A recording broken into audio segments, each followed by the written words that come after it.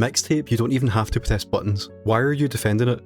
Mixtape doesn't even need to press your buttons. Unlike Mixtape, it actually lets you press buttons in order to do stuff. Walking simulators require you to press buttons to walk, you know. Mixtape can't even achieve that, lol. I remember when I beat Avengers Endgame Blu-ray, and I think you still have to press more buttons than Mixtape. Mixtape is a movie, that's all there is. Literally no game, you are lucky to press 1 or 2 buttons. People who are defending this game are not gamers. I mean, FIGN gave it a 10, how, it's a 4 at most. The game literally plays itself, you don't even have to click any buttons, lol. This game is a -10 star. I want to apologise to Expedition33, at least it was a game. Calling turn-based combat a game is a big stretch. You still have to play your turn. Mixtape could go from start to finish by itself. You don't even have to press anything. It's literally a movie. It's a game where you don't actually have to do anything. Nothing. There are no consequences for missing a prompt, and in actuality, you don't even have to press the controls. It's a walking simulator. Mixtape allows you to press buttons to force you into the story that you can at any point just drop your controller and say, nah, and the game keeps going, with no fail states, no bad ends, no failure. In Mixtape, you just press 3 buttons every 40 minutes and then keep watching the movie till it asks you to press 3 buttons again. Played Dispatch, not Mixtape. Dispatch took me 4 to 5 hours to complete. I've seen Mixtape take 1.5 hours to complete. Saw a video where the person playing Mixtape didn't do anything at all and the game just ran to completion. You have to actually hit buttons in Dispatch to succeed. We'll come back to this one at the end of the video because that one specifically just does not make any sense. Mixtape came out last week and it's been the main character of Twitter every single day since it came out. The most common criticism that I've seen is that you can beat the whole game without even touching the controller. Now, I was quite shocked when I saw all of these tweets because I played the game last week and I pushed a lot of buttons I thought, but I guess that was all pointless.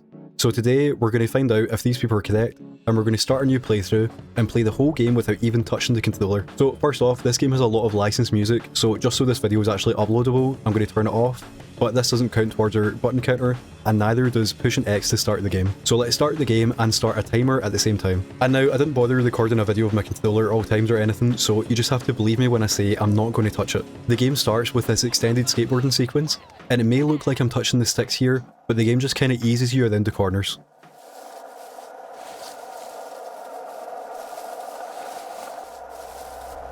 Our first enemy is this car. When you hit it, you're sent back a few seconds, but the physics of the car and the character kind of change after every hit, so eventually we can skate past it.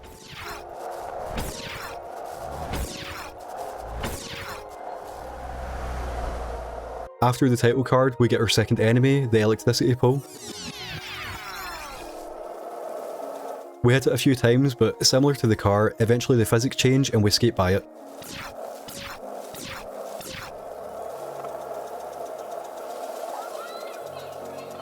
Here we hit the second one, but then we get past that. Then we meet Cassandra and need to do our secret handshake.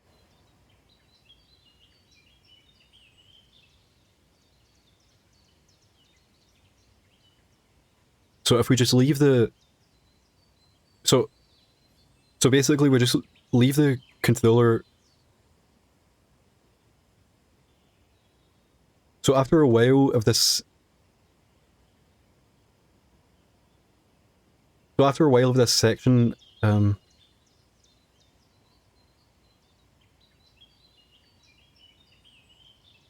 okay, so there is a chance that this section has some kind of failstate if you wait long enough, but after 15 minutes, I just wanted to move on, and we pushed our first buttons. But first, the controller actually died, so we do have to turn that back on. I hit circle at first by accident, but it turns out that there's some player choice here because you can actually push these in any order. That's quite cool. So we're starting off with 6 button presses, and that now means that instead of just stopping this video and saying, no, you do need to push at least 6 buttons to play the game, we're going to play through the rest of the game only pushing those 6 buttons, and we'll see how far we can get without pushing another one. Sorry, sweetie.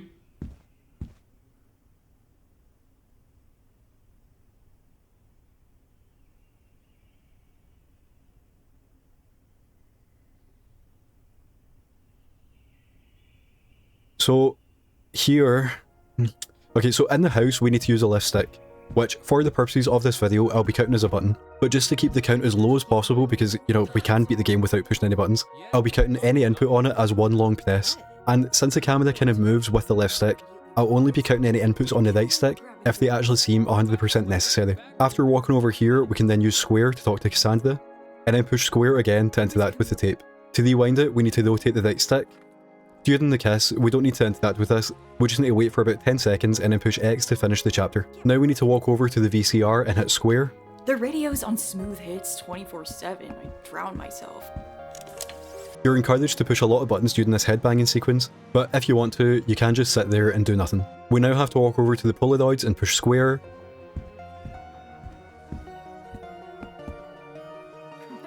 and then find each one by walking over to it and pushing square to look at it, and then circle to collect it. Here's one. Yeah. It's like 8:30 in this photo. Cass is wasted. That's the thing with strict parents. When their kids finally get out, During a shopping cart sequence, you're meant to use the left stick to move and L1 and R1 to rotate, but you can get through this sequence without doing anything, just with a few crashes along the way. Back in the room, we need to walk over to the box and push square. Now we have to walk over to this board and push square, and if we don't want to find out any of the backstory with the characters or what their motivations are, you can just push circle to leave. We now have to walk to this cupboard,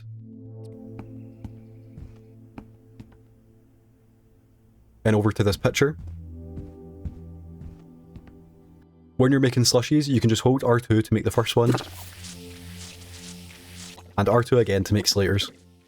Then we push square to open the door, and in normal play, you'd need to rummage around the door to find the ticket, but since I've already played the game and I know where it is, we can just use the left stick and R2 to move the book, and then move back to pick up the ticket. In the photo booth, you need to push R2 to take pictures, but the game won't let you take one until you move both characters at least once, and then you push R2 8 times to take 8 pictures. After this, we can walk over to the shell and push square, and then walk over to the cupboard and push square. There's a walking sequence here where you need to climb over something 4 times by pushing X. And now I got to one of the parts that I'd actually seen a tweet about. The tweet implied you could complete this flying sequence without any inputs at all. Obviously, in a video on Twitter, you can't actually show proof of this, so when I saw that tweet, I just believed it. So here, we set the controller down and waited for the whole sequence to play out.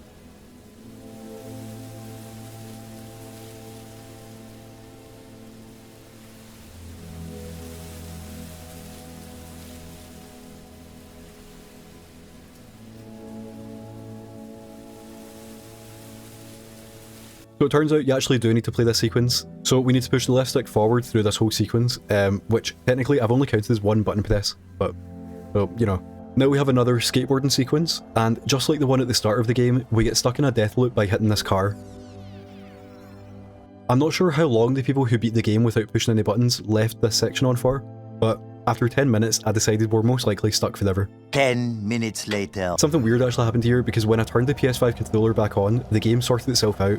So, are we going to count the PlayStation button as a button? Why not? We got stuck in another loop just after this, but slowly but surely, we made it past here so we could continue the game.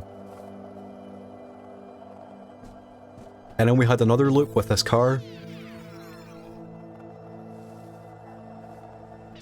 And I don't want to spend too much time here, so after 3 minutes, I helped out by pushing left on the left stick.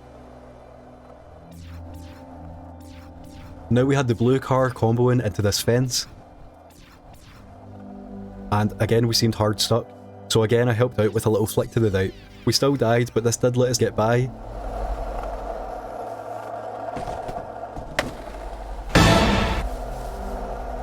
And now we just have to go down these stairs and then get lucky by going under this 18-wheeler.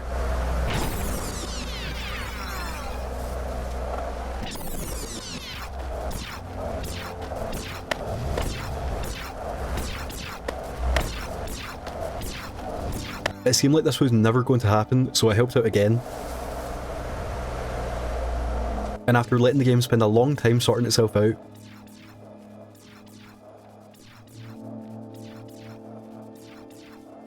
we helped out one last time, and we finally made it to the end of this chapter, 33 minutes after starting it.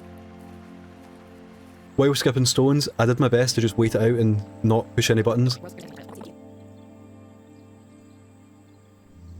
But we do have to use R2 to throw a stone, and then another one, and then another one, and then press X to continue. In Cassandra's room, we need to walk to the trophy cabinet and hit square, which takes us into the softball section.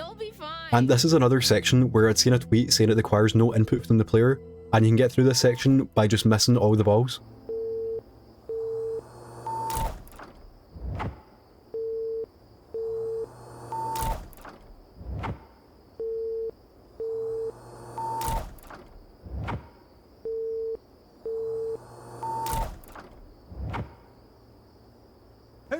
Edward, you suck! Hey, fuck you, Woodley, you piece of shit!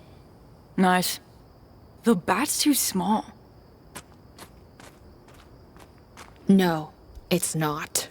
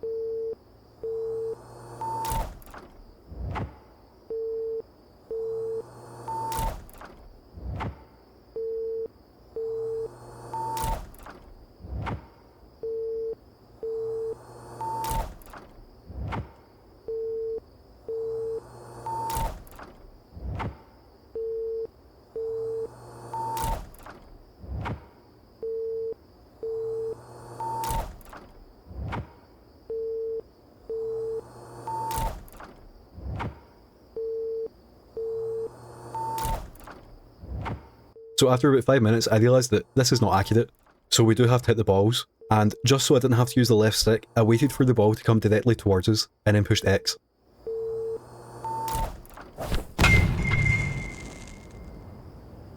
Holy shit. We got a cutscene and then more balls fly towards us. I assumed that maybe this is the section that plays by itself, so I just left it. And then nothing happened. So again, I waited for the ball to come towards us and I pushed X. Airball. That doesn't count as a button press.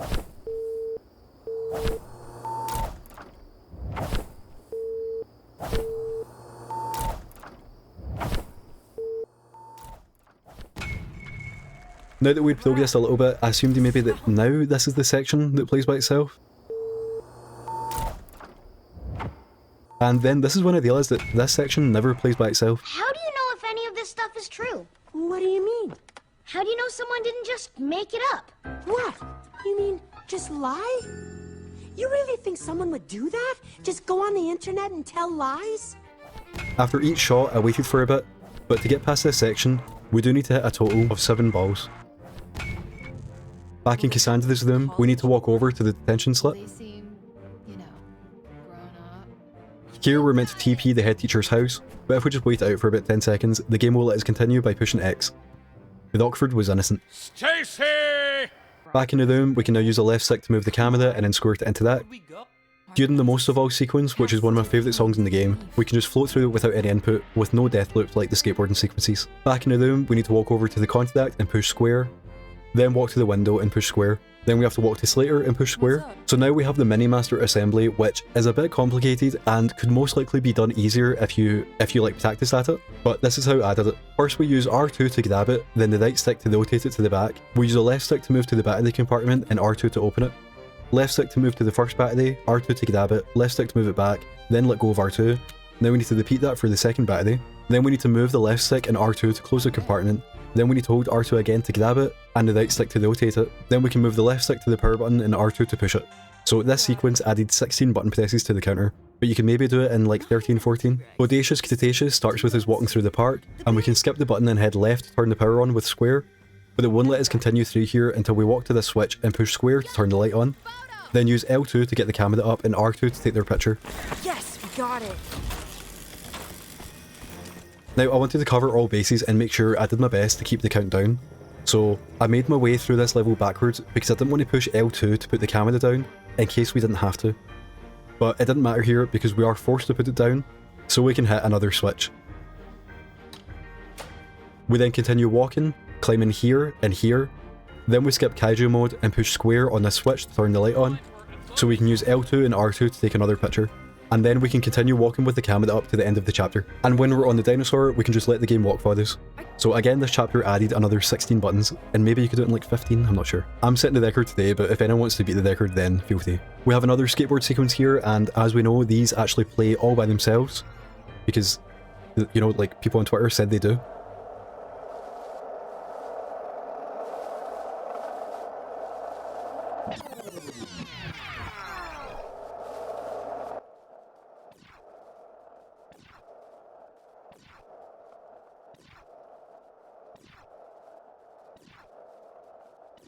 Okay, so here I'm going to put myself out of my misery by detonating this car. The game says you have to use L2 and R2, but you can actually get away with only pushing one of them.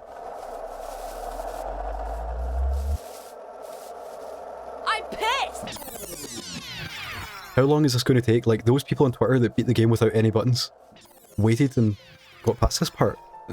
It's hard to believe. So I'm not sure how long you are meant to wait here and somehow phase through the car, but after 2 minutes I gave the game a little nudge, and then I gave the game another nudge, and from now on I gave myself a little though where I would nudge it after 10 deaths without any sign of progress towards either side of dodging the obstacle. We got stuck for a bit here, going into the double-sided garage which leads into a tennis court, and at this point I was thinking like, this, a double-sided garage that leads into a tennis court is just completely nonsensical and couldn't actually happen in the real world.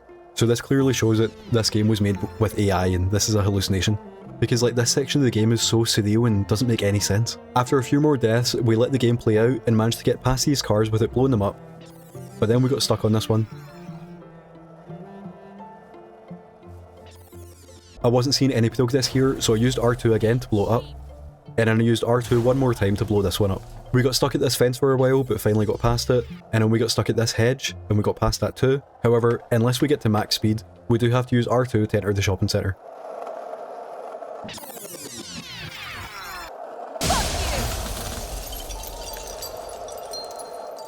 It didn't seem like I was ever going to get past this box, so I nudged the stick again to put us back on the path.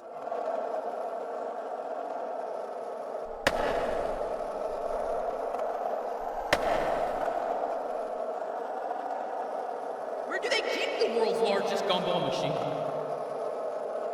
20 seconds later, we got stuck again, so I nudged it again. And time slowed down as we simply looked at the world's largest gumball machine. Awesome! Totally awesome! We got stuck at this dolly for a bit and weren't showing any progress, so I nudged it again. Eventually we got to this tunnel where, after dying a lot, we got in and out. We got past this car.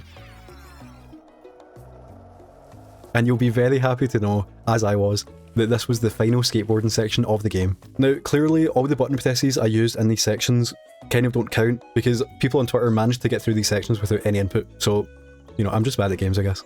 So now at the hideout, we need to interact with a bunch of stuff. So let's walk to the paint and hit square. You do need to move the left stick a lot here, but like I said before, I'm only going to count this as one button. We just need to very unsatisfyingly keep R2 held down and use a left stick to move the roller.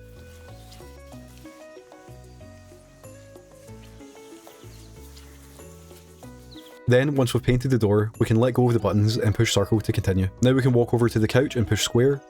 And just like the painting, there's a lot of inputs here, but you can just keep both sticks held down the whole time, and once it's in position, we can push X to place it down. Now we need to walk to the fire pit and push square. And I'll be honest, this one is going to cause some controversy, because this is maybe the most skill-based part of the whole video. So I'm counting the left stick here as just one button, because you can keep it held down and walk about. But in this section, you need to hold down R2 and let go to sweep the leaves away. This time it took me 16 sweeps to get them all, but I missed some and, you know, I didn't get multiple at the one time. So you definitely would be able to do this a lot more efficiently. So I'm actually going to like basically half the number of sweeps I did here, and just to get us to a nice number, we're going to add 10 button counts here, or 1 push of the left stick, and then 9 sweeps. Now we need to walk to the slingshot and push square, and here I wanted to see if you can just wait this one out. However, you do need to hit all of the cans and the bottles here. And again, counting the left stick as just one solid movement, this is going to take you 15 shots, which is 16 buttons in total. However, I do know that you can actually hit multiple cans with the one shot, so just to be generous, we're going to take 2 off and count this as 14. I do just want to point out here that we're now 3 hours and 20 minutes in, and when I played the game for the first time, like pushing the buttons, I beat the game in about 3 hours. So if you do want to let the game play by itself, which as we all know is very possible, you'll actually finish it a lot slower than if you actually enjoyed it. Like wow, who knew? In Slater's room, we need to walk over to the tape deck and push square. Then we can turn it around and push square. Now we need to walk with the left stick, hold R2 to look, and then push square and X to pick up a film 3 times. Keeper. Looks good. I think Rockford's seen this. In this sequence, we need to jump and slide to another one of my favourite songs in the game, but as maybe the most viral of all the viral mixtape tweets told us, you can get through this section very awkwardly and slowly by not pushing anything. So you can finish this section without pushing any buttons, but are you having the same experience you would if you were to actually engage with the game and play along? Like, obviously not. During this fireworks sequence, we can just ignore them entirely, which makes this part a lot less fun.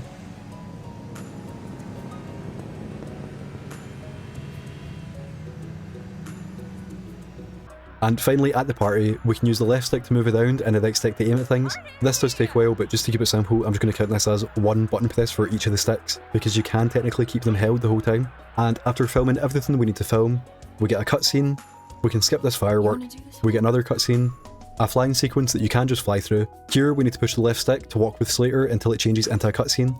And now, as the final input of the game, we need to hold L2 and R2 until we're told to let go.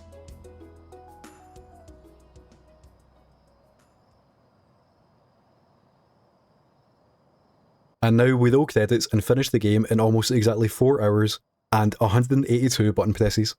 So this is the number that I got. Now obviously I might have missed the button, so the number is slightly higher. However, like I mentioned before, there's some sections that I didn't do as efficiently as humanly possible, so it could be a little bit lower. So I mean, we could go anywhere between like 170 to 190, let's say, you know, like we'll add 10 to each. And now I just want to kind of talk about the elephant in the room here, that yes, this is a small amount of numbers. You know, like if you were to play an action game for about 10 minutes, you'd probably push more than that. However, this is not an action game. Like that is the point here. You don't need to push buttons because that is not what the game is. And also, this is the minimum amount of buttons you push. When I played it for the first time, I pushed a lot more buttons in this. And the majority of people would also have pushed more buttons in this. This is such a miserable way to play the game. I don't understand. Like, obviously, the people on Twitter were just lying. You know, that is what was going on. However, this is a real thing that people keep on saying. You don't have to push buttons to finish Mixtape. And you do. You obviously do. So I just thought I'd make this video, finally do the investigative journalism, and give these people a number. So if you would like to continue sending abuse to people and sending death threats to people, then at least do it with accurate information. I cannot condone doing these things. However, let's not lie. Like, if you're going to send an angry tweet to people who spent 5 years making a game, then at least get the facts right and say, I hate Mixtape, and I beat it in 182 button presses. So I mean, that is the point of the video. And now I just want to quickly go back to one of the tweets I read out at the start of this video by a guy who said, I played Dispatch and not Mixtape. Dispatch took me 4 to 5 hours to complete. I've seen Mixtape take 1.5 hours to complete. Now, I think both of those numbers are wildly inaccurate. I think Dispatch is longer and Mixtape is also longer, so I don't know what's going on there. However, I want to highlight the end of the tweet. You have to actually hit buttons in Dispatch to succeed. Now, as I've said, the amount of minimum buttons you push in a game should not matter. However, if you were to play Dispatch, and we're not counting anything that's like in the menu between episodes, you start up the game, and the visual novel part of the game starts. In the options, you can turn off quick time events, so if they're turned off, if you choose to never touch your controller, it will go through every dialogue option and pick an option for you. Which is completely understandable. Didn't really know him well. He wasn't around me. Sir, if you want something to scream about... Now, you might be thinking, what about the dispatch sections? Like, okay, so that's the visual novel side of the game, but there's obviously the gameplay side. In the dispatch sections, if you choose to never send your people out on a mission and you just sit there, the dispatch sections will play out by themselves. And now, maybe other than like 1 or 2 small things related to one of the endings, don't think your performance in the dispatch sections ever affect the story. You know, like I said, other than like one small thing I can think of. So that does mean you can turn on dispatch and watch the cutscene, then skip the dispatch, then watch it. I mean, you do have to push square after the dispatch to continue, but like, you know, it's just so disingenuous to say that you don't have to push buttons if you actively won't push buttons, you know? I wanted to kind of test this, so I loaded up dispatch, and at the start there is this mandatory hacking sequence, and technically you do need to push a lot of buttons here, but other than these sections, and I think there's only like 3 mandatory hacking sections in the story, like out with the dispatch sections. If you don't count these, then you can beat the game in I think about like 10 button presses. Like, imagine one of your friends asked for a game recommendation, and you said, oh, like, Dispatch came out last year and I loved it, you should play it. And then the week after, they came back to you and said, thanks for the recommendation, I played Dispatch. Then you asked them, you know, what decisions did you choose? Who was your favourite person to send on the Dispatch missions? Like, whose like playstyle did you find most fun? And then they said to you, oh yeah, I just like left the console on and then just watched it. You would think that person was crazy. So I don't understand all these people on Twitter that are like, you can beat Mixtape without pushing any buttons. Like, yes, you can, but you're not. That's not playing the game. You can beat Dispatch without pressing any buttons, but that's also not playing the game. The discourse on Mixtape, I don't know where it even came from. I should actually say I don't even like the game that much. Like, I do like it, but I know like, people were like, I wouldn't give it a 10, you know? That's the main thing people were saying against it, like, it's not a 10 out of 10. I also personally would not give the game a 10 out of 10, so I'm not even like a defender of it. What has kind of annoyed me about the discourse with this game is that people are arguing about things that don't even make sense. What I would like to see is people that are like, I played the game, and I don't like XYZ, like actual criticisms, and then I can actually understand what you're saying, like I agree with that, but half the tweets I see about the game are just like made up. It's like these people who are just like saying things, and then the Twitter algorithm obviously funnels more hateful tweets to people. And the discourse and then Mixtape has got so bad that I finally deleted Twitter after like years of seeing just misinformation. It's finally gone. So what I would like to say, you know, like this video, obviously I'm biased towards a certain side, but not on a side that's like defend this game at all costs. It's a side of like, let's just be like smart, you know? If you want to criticize a game, have an actual criticism. Have facts to back it up. You're allowed to not like this game. If you played this game and you thought it's like the worst game ever made, like fair enough. There's a lot of things that are popular that I don't like. There's a lot of things that people don't like that I do like. That is just how opinions work. So if you don't like Mixtape, if you don't like any game, if you do like some games, celebrate it, and like I'm not even going to say like ignore the stuff you don't like, but like take it down in a positive way, you know, like I would like to see a healthy discussion about anything that comes out, and it's just so, people are just so quick to like take sides and just say stuff. So I hope you enjoyed this video. Obviously it is kind of facetious, but I do think it is also, I mean, it's kind of interesting even if you don't hate the game. You know, it's kind of like we're doing like minimum captures in Super Mario Odyssey, you know. If anyone wants to try and get this number down, then feel free, you know. But the main takeaway from this video is to just be nice to people and be smarter. You know, that is the main thing. If you don't like this game, you're allowed to not like the game, but let's just all be smarter about it. Like, if you don't like this game and you don't want these kind of games to kind of be popular, then like make your voice heard. Make your own YouTube video about the game in ways that actually are like factual. And also, if you're getting caught up in like anything to do with like hate and just people being like, if people like fighting each other, I guess, instead of actually talking through stuff, like we can just walk away, you know. So that's kind of my message as well. If you're watching this video and you got annoyed by me or by what I'm saying, like it's not that serious, you know. I'm just giving, I'm giving facts. That's actually, there's technically, this video as factual as I could make it with the amount of button presses. I mean, the whole point is to kind of prove the point. I do need the number to be as low as possible. I want like an accurate count, you know. We can't just start mashing buttons and say, oh, it was actually this. Like, I believe the number I got here is accurate, or, you know, like I said, it's at least like within 10. So yeah, thanks for watching this video. Sound off in the comments in a positive way, hopefully, and have a good one.